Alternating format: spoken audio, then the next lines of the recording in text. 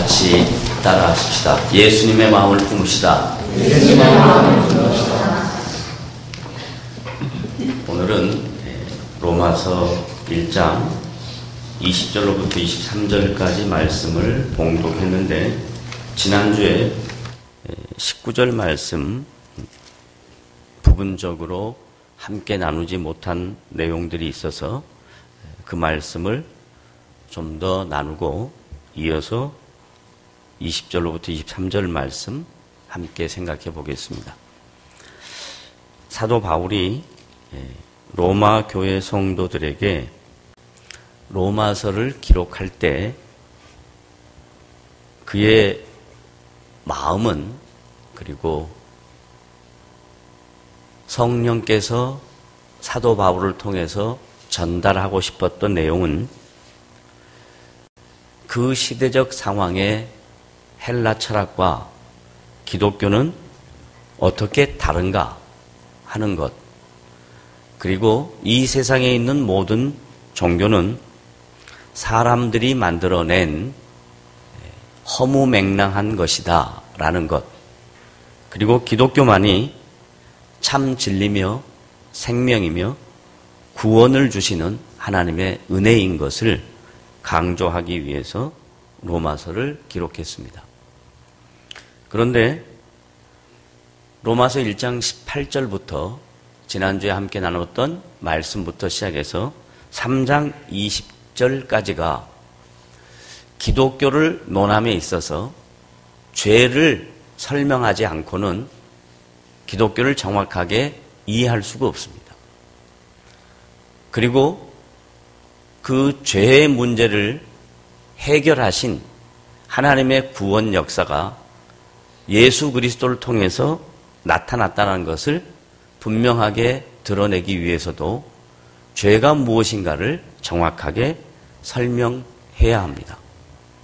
그래서 지난주에 죄 때문에 하나님의 진노가 하늘로부터 나타난다라고 말씀을 드렸고, 기독교는, 복음은 구원이라는 것과 하나님의 진노라는 것이 양면성을 갖고 있다라는 말씀을 드렸습니다. 그래서 구원은 쉽게 말하면 예수를 믿는 하나님의 백성들에게 허락된 주님의 능력이요 주님의 축복이다라는 말씀을 드렸고, 진노는 영원한 형벌이다. 하나님과 관계가 단절된 것이다. 하나님의 통치를 받지 않는 것이다 라는 말씀을 드렸습니다.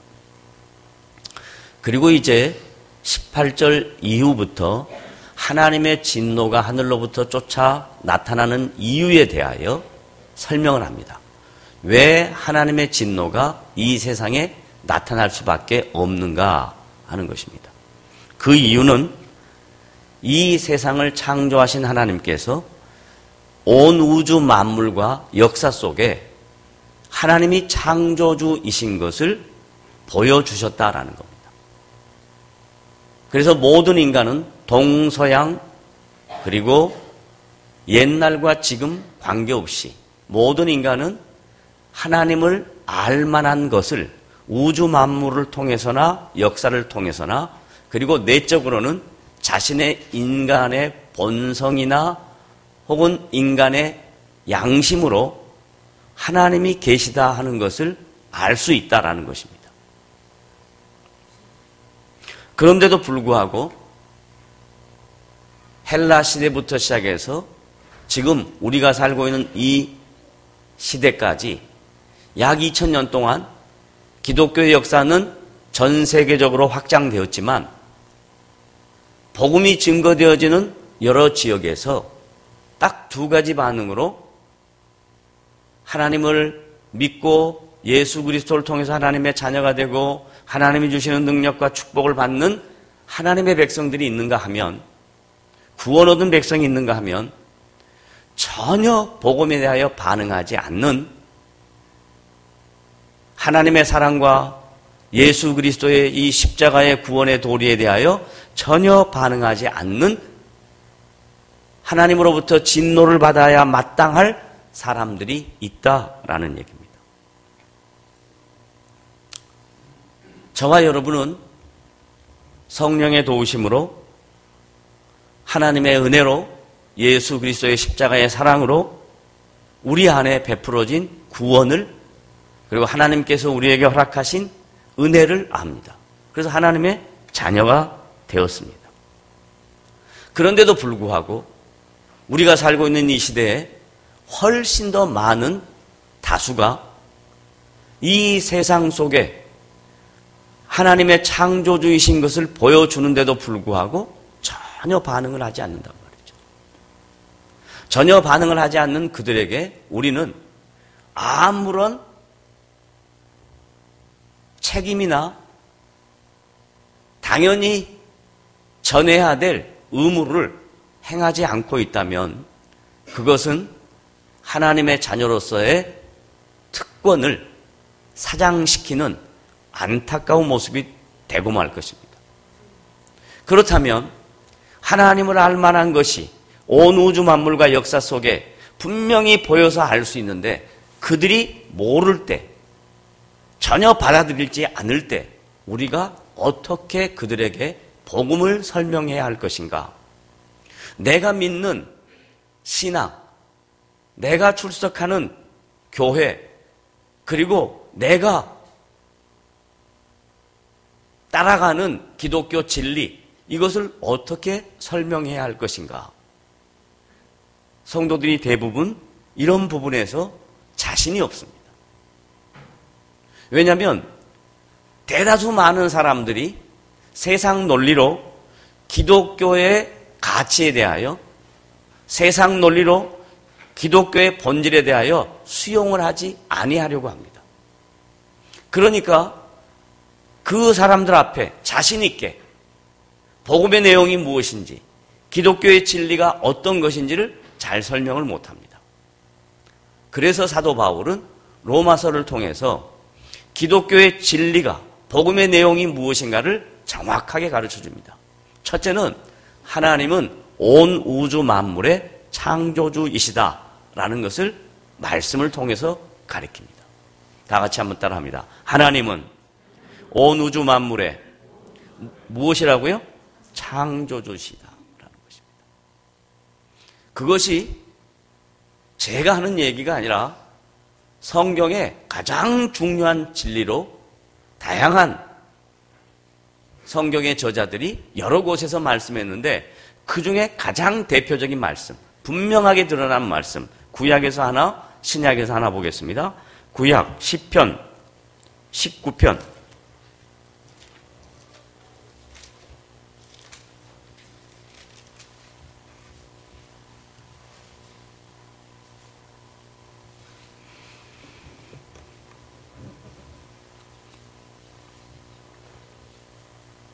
다 같이 함께 읽어봅니다. 시작. 하늘이 하나님의 영광을 선포하고, 일단 잘라서 하늘이, 여기서 말하는 하늘은 우리 눈에 보이는 저 파란 하늘, 그것만을 가리키는 게 아니라 우리 눈에 보이지 않다 한다 할지라도 온 우주 만물을 통치하시는 하나님의 통치에 대하여 이야기하는 겁니다. 하늘이, 온 우주 만물이 하나님의 영광을 선포하고, 그러니까 이 온 우주 만물은 그냥 막연하게 있는 것들이 아니라 하나님의 영광을 선포하는 것들로 우리 눈에 보이는 해와 달과 별과 온 우주 만물이 있다는 것입니다. 그런데 인간은 하나님이 온 우주 만물을 만드신 그것들에게 신적 능력이 있다라고 생각하고 그 피조 세계에 대하여 피조물들을 하나님처럼 생각하는 것입니다. 그래서 태양을 숭배하는, 별을 숭배하는, 달을 숭배하는, 다양한 자연들을 숭배하는 그런 사람들이 로마 시대에도 있었고 지금 우리가 살고 있는 이 시대에도 있습니다. 그것을 가리켜 뭐라고 논리적으로 설명하냐면 범신론이다라고 얘기합니다. 범신론이라는 것은 모든 창조된 모든 것에 다 신적 능력이 있다라고 생각하는 겁니다. 특별히 우리나라에서 가장 가까이 있는 일본에는 모든 것이 신이라고 생각합니다. 창조된 피조 세계가 신이 될 수 없는데 이 인간이 죄로 말미암아 하나님의 영광을 못 보고 하나님의 능력을 믿지 아니하니까 그 믿지 아니하는 인간의 연약한 모습으로 피조된 모든 것들을 신적 존재로 이해합니다. 그래서 우리 조상들도 얼마나 오랜 세월 동안 이 범신론에 빠져 있었습니까? 모든 것이 신이라고 생각하는 거예요. 저 돌에도 신이 있고 저 나무에도 신이 있고 모든 자연 만물에 신이 있다고 생각한 겁니다. 그러니까 그것 때문에 이 마음에 두려움이 생깁니다. 그 신을 잘 못 섬기면 우리 가정이나 우리 자손에게 내 삶 속에 다양한 문제가 있을 것이다 라고 이렇게 생각하는 겁니다. 그거 아니거든요. 다 속고 사는 거거든요. 근데 사도 바울은 지금 온 우주 만물의 창조자는 하나님이시다라는 말을 범신론과 구별해서 뭐라고 얘기하냐면 하나님은 유일하신 분이다라고 이야기합니다. 따라합니다. 하나님은 어떤 분이다? 유일하신 분이다. 여기서 유일하다라는 말은 오직 한 분이시다라는 얘기예요. 다른 신이 없다라는 이야기입니다. 이 세상 모든 것들은 피조 세계지, 피조물이지 신적 존재가 아니다라는 얘기입니다. 이게 지금 사도 바울이 로마 교회 성도들에게 강조하고 있는 내용이에요. 하나님만이 신이다. 하나님만이 창조자다. 왜냐하면 로마 황제가 사람인데 자기를 신적 존재로 설명한단 말입니다. 뿐만 아니라 로마에 다양한 신화들이 있습니다. 헬라 신화들이 있습니다. 이런 것들을 통해서 기독교와 로마와 기독교와 헬라와 완전히 구별된 내용을 초대교회 성도들에게 가르쳐 줘야 했기 때문에 사도 바울은 하나님만이 창조주인 것을 강조하기 위하여 로마서 1장 19절에 모든 것들을 통해서 하나님을 알만한 것들을 다 보여줬다. 그런데 너희들이 거기에 대해 반응하지 않는다.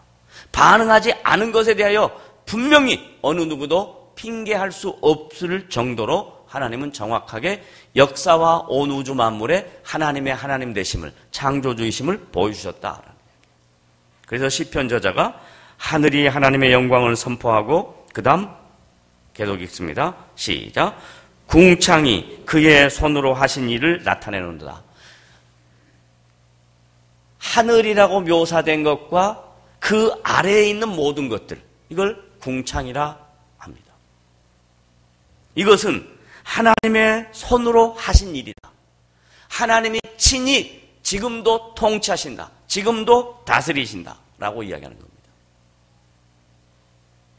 그 다음 2절 다 같이 시작.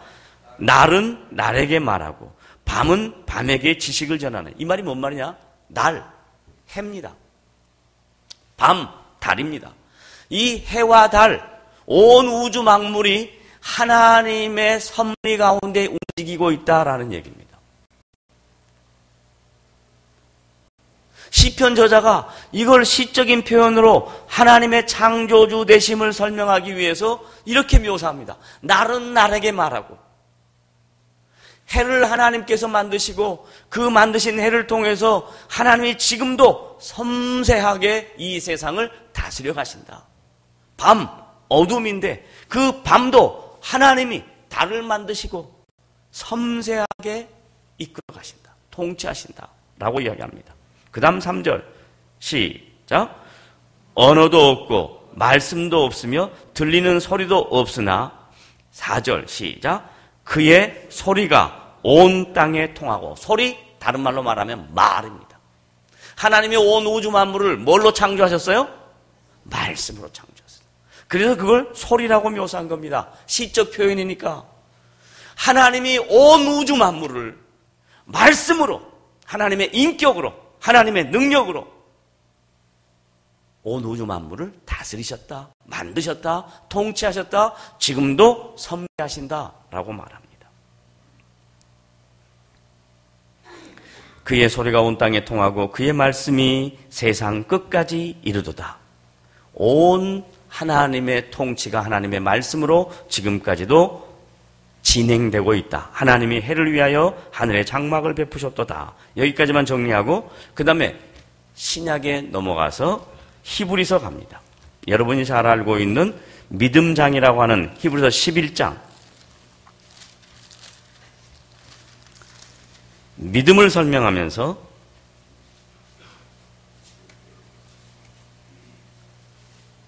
우리가 놓칠 수 있었던 말씀들인데 히브리서 11장 3절에 보면 하나님의 창조주 되심을 히브리서 저자가 초대교회 성도들에게 권면하고 있는 내용입니다. 히브리서 11장 3절 다 같이 시작. 믿음으로 모든 세계가 하나님의 말씀으로 지어진 줄을 우리가 아나니. 자 보세요. 믿음으로 이 세상 모든 세계가, 온 우주 만물이, 나를 포함해서 온 우주 만물이 하나님의 말씀으로 지어진 줄을 우리가 어떻게? 안다. 믿음이 있는 사람은 이 온 우주 만물이 하나님의 말씀으로 지어진 것을 압니다. 그걸 믿습니다. 그런데 대다수 복음을 알지 못하는 사람들, 기독교의 진리에 대하여 인정하지 않는 사람들은 이런 내용을 모르는 거예요.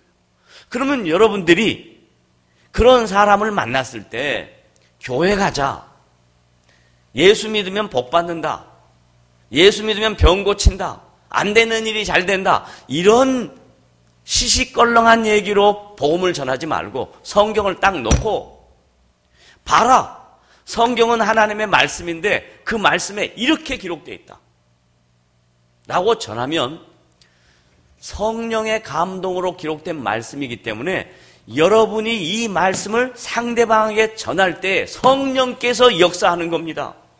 여러분이 알고 있는 지식으로 가르치는 것이 아니라 목사님 저는 지식이 없어도 못 가르쳐요. 그게 아니에요.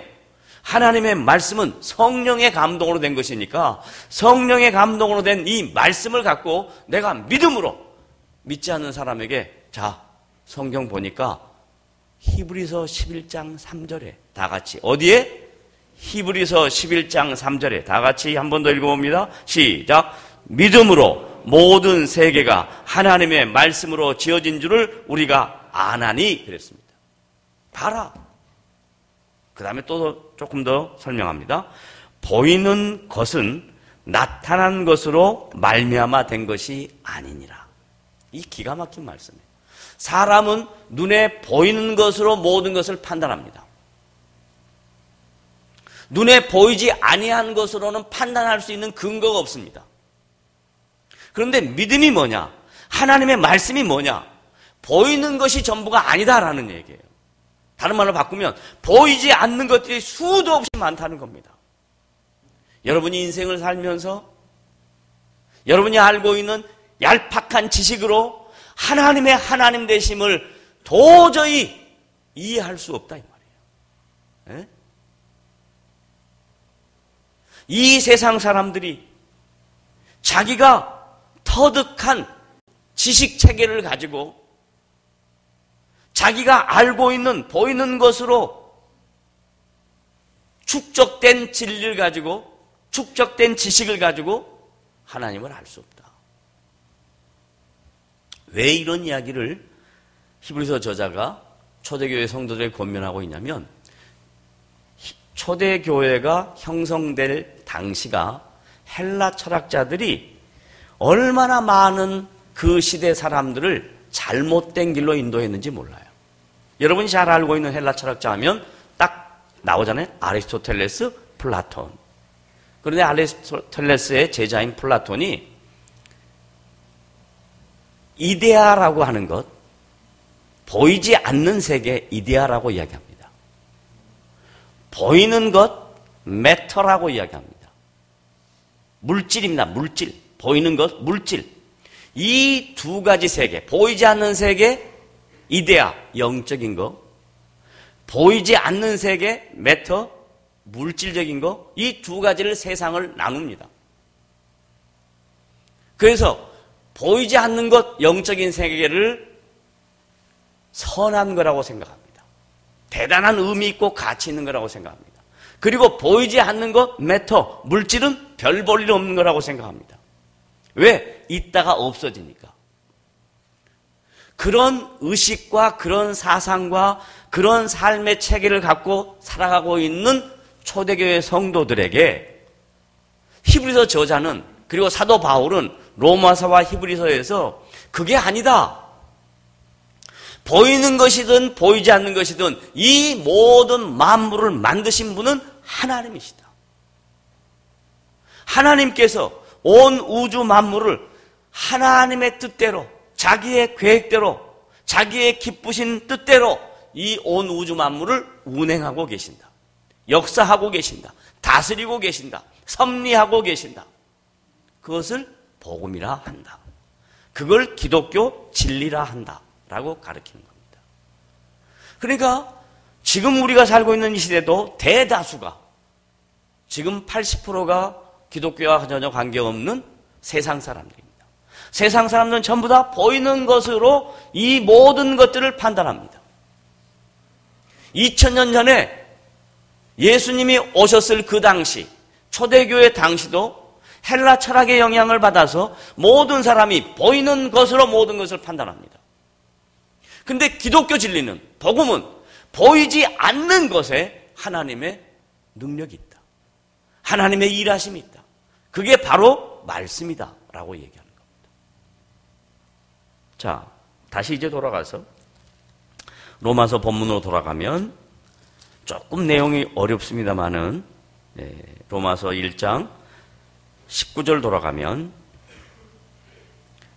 왜냐하면 하나님을 알만한 것이 그들 속에 보임이라. 그래서 하나님을 알만한 것은 하나님이 창조주로서 온 우주 만물과 역사를 운행하는 것에서 하나님을 알 수 있다라고 이야기했고, 뿐만 아니라 하나님께서 이를 온 우주 만물과 역사를 그들에게 보이셨다. 그런데 20절 자 같이 읽어봅니다. 시작. 창세로부터 그의 보이지 아니한 것들, 보이는 것 보이지 아니한 것들, 보이지 아니한 것들, 곧 그의 영원하신 능력과 신성이 그가 만드신 만물에 분명히 보여 알려졌나니. 보세요. 보이지 아니하는 것들, 우리의 눈으로 평가되지 않는 것들, 가늠되지 않는 것들, 이해되지 않는 것들, 이것들이 뭐냐? 이것들이 기독교 신앙의 가장 핵심되는 것이고, 이것이 바로 하나님께서 이 역사를 운행하고 섭리하시고 통치하시고 다스리는 방법이다라고 이야기합니다. 그러니까 제발 여러분들이 신앙생활할 때 눈에 보이는 것 가지고 신앙의 내용을 평가해서는 안 되는 것입니다. 하나님은 우리 눈에 보이지 아니하는 것들을 가지고 우리의 신앙을 평가합니다. 그래서 예수님이 말씀하십니다. 예수님이 우리의 마음의 동기를 아신다는 거예요. 우리의 생각을 아신다는 거예요. 여러분의 생각이 눈에 보입니까? 여러분의 마음이 눈에 보입니까? 안 보이잖아요. 사람들은 눈에 보이는 것 가지고 판단을 합니다.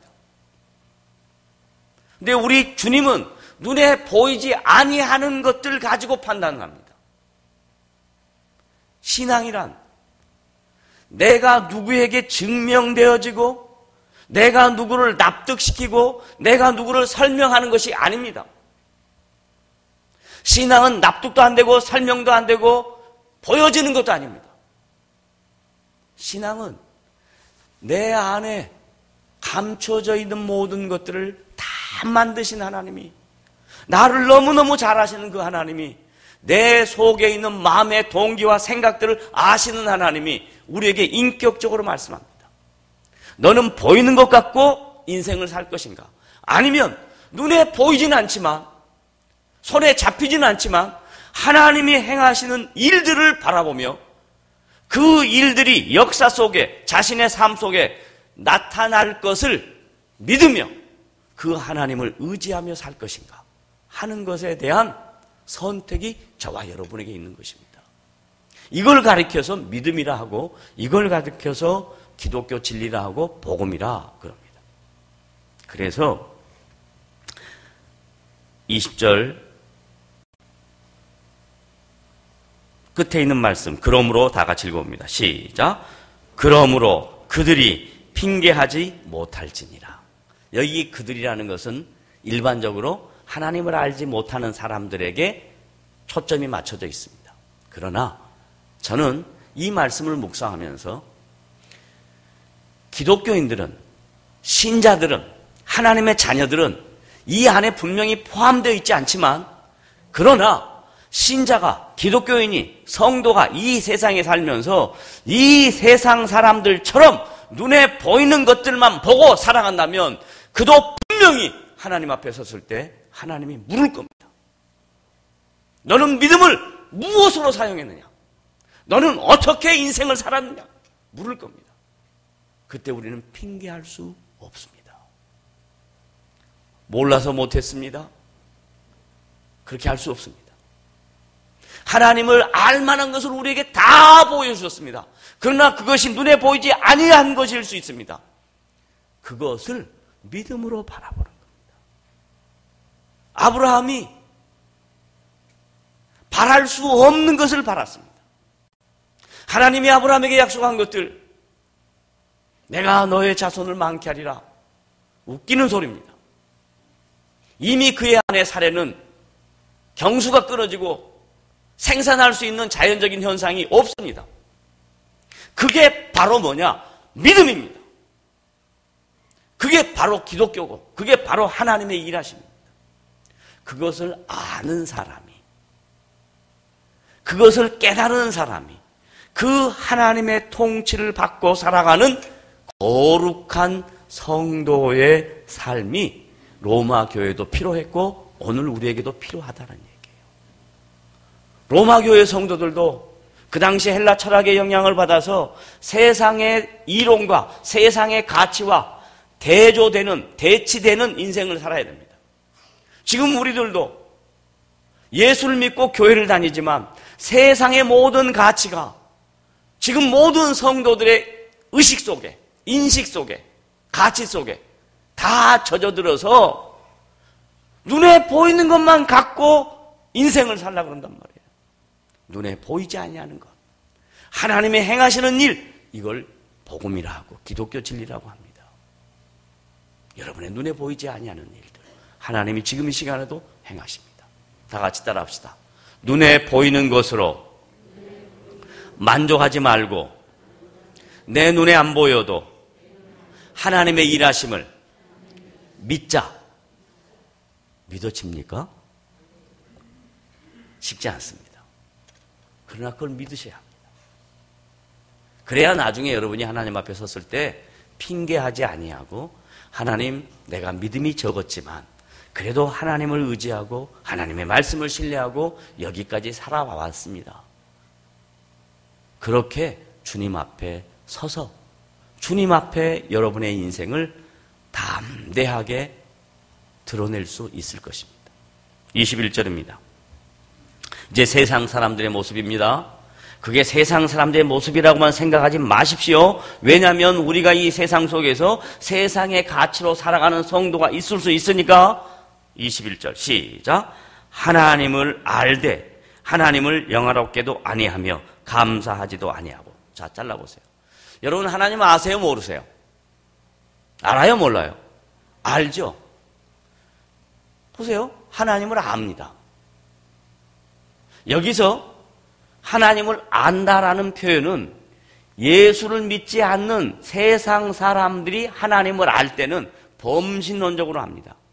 내가 알고 있는 여러 신들 중에 하나라고 생각을 합니다. 그러나 저와 여러분이 알고 있는 하나님은 유일신이신 오직 한 분밖에 안 계신 하나님인 거 압니다. 그런데 세상 사람들처럼 똑같이 하나님은 알기는 알지만 하나님을 뭐 하지 않는다? 여기 나오잖아요. 영화롭게 한다, 안 한다? 안 한다. 영화롭게 안 한다. 예수를 믿는 것이, 교회를 나오는 것이 내 삶의 필요와 내가 요구하는 것들을 이루기 위한 수단으로 교회에 나온 사람들은 하나님을 영광스럽게 하는 것과 영화롭게 하는 것하고는 전혀 관계가 없습니다. 하나님을 영화롭게 한다는 것은 다른 말로 바꾸면 내가 이 세상 속에서 손가락질을 당하고 이 세상 속에서 핍박을 당하고 이 세상 속에서 고난을 당하고 이 세상 속에서 다양한 어려움에 빠져 있다 할지라도 하나님을 높이는 사람을 하나님을 영화롭게 한다라고 얘기합니다. 왜냐하면 로마 교회 성도들은 전부 다 대다수가 핍박을 받았습니다. 고통을 당했습니다. 매를 맞았습니다. 감옥에 갇혔습니다. 그런 상황 속에서도 하나님을 영화롭게 하는 사람들이 있었는가 하면 교회는 다녀도 하나님을 안다고 해도 내 삶에 조금이라도 어려움이 있다면 내 삶에 조금이라도 문제가 있다면 내 인생에 걸림돌이 된다면 하나님을 영화롭게 하지 않는 일을 다반사처럼 일상사처럼 하는 사람들이 있다 이 말입니다. 하나님을 알되 하나님을 영화롭게 하지 아니하며 그 다음에 또 뭐라 그래요? 하나님께 감사한다 감사하지 않는다? 감사하지 않는다. 여러분 감사는 언제 하는 겁니까? 제가 묻습니다. 감사는 언제 하는 겁니까? 항상? 말은 좋지. 여러분 가만히 스스로 생각해 보세요. 내가 언제 감사하는가? 저도 마찬가지입니다. 내가 언제 감사하는가 생각해 봅니다. 첫째는 감사할 내용이 있을 때 감사합니다. 어떤 사람은 감사할 내용이 있어도 감사 안 하더라고요. 하나 예를 들어볼까요? 여러분 성도들이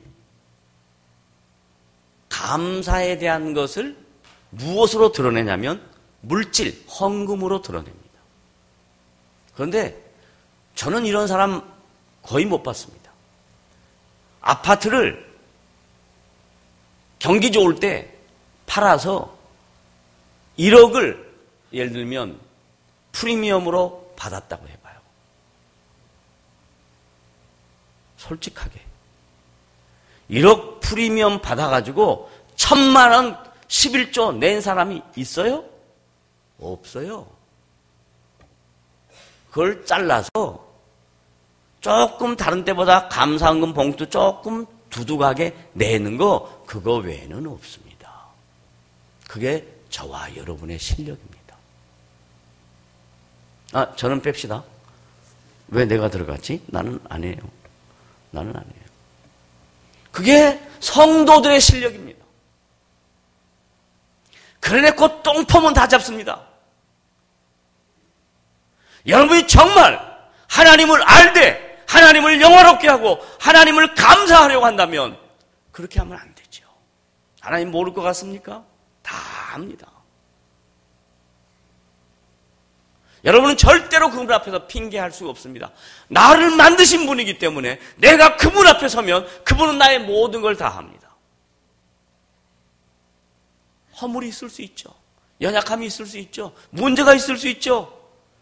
그거 주님 앞에서 우리가 언젠가는 감당해야 될 내용들입니다.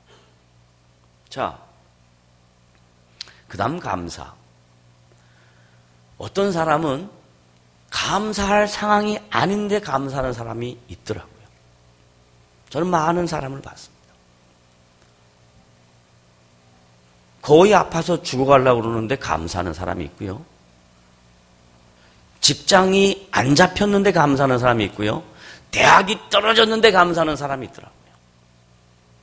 저는 언젠가 여러분에게 한번 말씀드린 적으로 있다라고 생각이 드는데 제가 알고 있는 어떤 분은 아들이 원하는 대학에 아들이 원하는 과가 되지 않아서 본인이 그 대학에 입학이 되었어도 포기를 했습니다. 그래서 그 아들 대학금 등록금을 갖고 있었어요. 그런데 제가 마치 중국에 사역하러 갔는데 끝나고 기차를 타러 가는데 나이 드신 여전사님이 저 가방을 들고 끝까지 기차에까지 오는 거예요. 그래서 제가 마음속으로 두 가지다. 하나는 감사해서고 또 하나는 나한테 당부할 게 있어서다. 근데 두 가지였어요. 목사님 너무 감사합니다. 두 번째는 이제 기차 이제 거의 타려고 그러는데 근데 목사님 내 딸이 지금도 기억합니다. 이화입니다. 이름이. 이화가 장춘대학을 들어갔는데 그때만 해도 저는 그 대학이 어떤 대학인지 잘 몰랐는데 지금 압니다. 그거 대단한 거예요. 조선족으로서 대단한 겁니다. 장춘대학을 들어갔는데 등록금이 없어요, 목사님. 어떻게 하면 되겠어요? 그래서 제가 그 말을 듣고 아무 말도 않고 알았습니다. 그러고 왔어요. 그리고 제가 만나는 모임에 있는 분들에게 그 얘기를 그냥 아무 생각 없이 했는데 그 얘기를 들었던 분 중에 한 분이 예를 들면 자기 아들이 대학을 원하는 과를 못 가서 재수하겠다고 했던 그 집이 갖고 있던 등록금을 저한테 그대로 다 줬어요. 그래서 제가 그걸 갖다 줬더니 걔 대학 졸업할 때까지 등록금이 다 된 거예요. 그리고 난 그 다음에 그 아들이 자기가 원하는 대학에 자기가 원하는 과에 4년 장학생으로 하나님께서 해주시는 일들을 보았습니다. 여러분 같으면 어떻겠습니까? 내 자식이 원하는 대학에 들어가지 않고 떨어지면 여러분 마음속에 감사가 생길까요? 그걸 남을 위해서 사용할 수 있을까요? 그 어려운 결단을 했더니 하나님은 살아계셔서 그 아들의 인생 속에 하나님의 하나님 되심을 드러내는 사건을 보면서 감사는 항상 좋은 일이 있어서만 하는 것이 아니라 내 삶에 어려움이 있어도 그 어려움을 이끌어 가시는 하나님, 그 어려움 속에서 나를 깨닫게 하시는 하나님, 그걸 배우기 위하여 감사할 줄 아는 사람이 범사에 감사하는 것입니다. 여러분은 어떻습니까? 범사에 감사하십니까? 아니면 감사의 조건이 있을 때 하십니까? 저는 권면합니다. 우리 남산교회 모든 성도들은 범사에 감사하시기를 주님의 이름으로 부탁을 드립니다. 범사에 감사하십시오. 범사에 감사하십시오. 내가 몸이 아프고 내가 힘이 들고 내가 고통스러울 때 나의 인생에 여러 가지 장애가 생겼을 때 문제가 생겼을 때 그때 반응을 두려운 마음이나 좌절된 마음이나 실망한 마음이나 낙심된 마음으로 갖지 말고 하나님이 이 일을 통해서 분명히 나에게 무엇인가 한 단계 성숙시키기 위한 과정이라는 것을 믿고 미리 감사할 줄 아는 어려움 속에도 감사할 줄 아는 복된 성도가 되시기를 주님의 이름으로 부탁을 드립니다. 이럴 때 사도 바울이 로마 교회에 보낸 편지 로마서 1장 20절입니다. 하나님을 알되 하나님을 영화롭게도 하지 아니하고 감사하지도 아니한 사람이 아니라 하나님을 알아 하나님을 영화롭게 하고 하나님께 감사할 줄 아는 성도가 된다면 오늘 이 말씀을 기록한 성령의 의도가 저와 여러분에게 하나님을 영화롭게 하는 사람이 되어라 하나님께 감사하는 사람이 되어라 라고 주께서 저와 여러분에게 말씀하십니다. 이 말씀을 묵상하시고 저와 여러분이 하나님을 영화롭게 하는 사람이 되시기를 주님의 이름으로 부탁을 드립니다. 따라합시다. 하나님을 어떻게 하자? 영화롭게 하자. 그 다음에 두 번째입니다. 하나님께 뭐 하자? 감사하자. 다 같이 큰 소리로 하나님을 영화롭게 하자. 하나님께 감사. 시작. 기도하겠습니다. 하나님 아버지, 오늘 주께서 우리에게 허락하신 말씀 함께 나눕니다. 그리고 이 말씀으로 다시 한번 우리의 영적 상태를 점검합니다. 주님, 우리로 하여금 하나님을 영화롭게 하는 인생과 하나님께 감사하는 인생 될 수 있도록 은혜를 더하여 주시옵소서. 그리하여 우리가 이 세상 살아가는 정말 한 번밖에 없는 인생, 의미 있고 가치 있게 살 수 있도록 도우셔서 이 땅에서 하나님의 나라와 하나님의 영광을 드러내는 복된 인생들 되도록 도와주시옵소서. 예수님의 이름으로 기도드리옵나이다. 아멘.